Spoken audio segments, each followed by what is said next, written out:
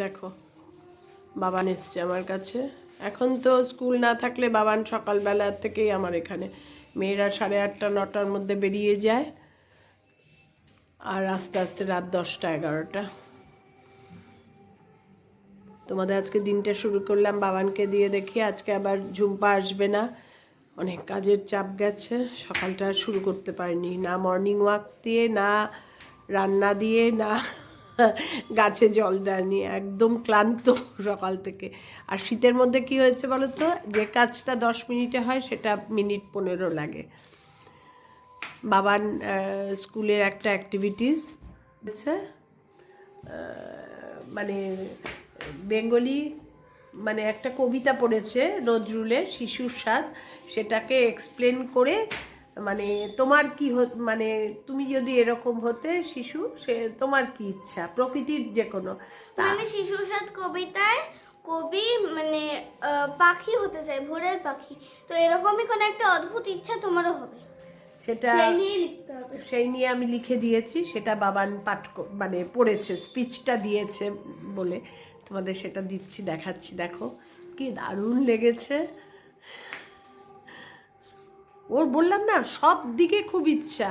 আবার কালকে মানডে অডিটোরিয়ামে ওদের ক্লাসের মধ্যে 3 জনকে সিলেক্ট করেছে, কালকে শীতের হাওয়ায় লাগলো নাচন গানটা করবে 3 জন মিলে, সেখানেও আছে।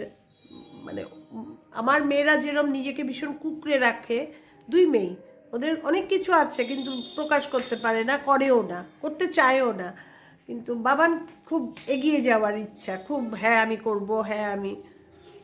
আমরা বরঞ্চ ওকে না বলি, কারণ ওর করা এফোর্টের পেছনে এবার আমরা এত পারিও না, কারণ ওর বাবা মা তো আর টাইম দিতে পারে না। কিন্তু আমার মেয়েদের জন্য তো আমি ছিলাম, যার জন্য আমি কোনো কিছুতে এনগেজ হইনি, জানো না। ঠিক আছে, বাবানের রিটার স্পিচটা তোমাদের শোনাচ্ছি, দেখো। নমস্কার, আমার নাম অবনীতা সরকার।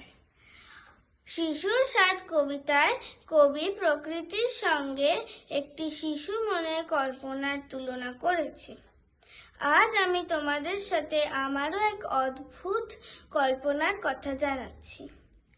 আমি যদি বৃষ্টি হয়ে ধরণীতে আসতাম, তাহলে আমি সমস্ত জীবজগতের প্রাণে বাঁচার রসদ যোগাতাম। জলের আরেক নাম জীবন। পৃথিবীর এক অপূর্ব সৃষ্টি হলো বৃষ্টি। বৃষ্টির ফলে মাঠ ঘাট জলাশয়কে পরিপূর্ণ করে ভরিয়ে রাখতাম। চারিদিকের পরিবেশ সবুজ ও সতেজ করে তুলতাম। ঘরে ঘরে গরিব ও বড় লোকের ভেদাভেদ মুছে দিতাম।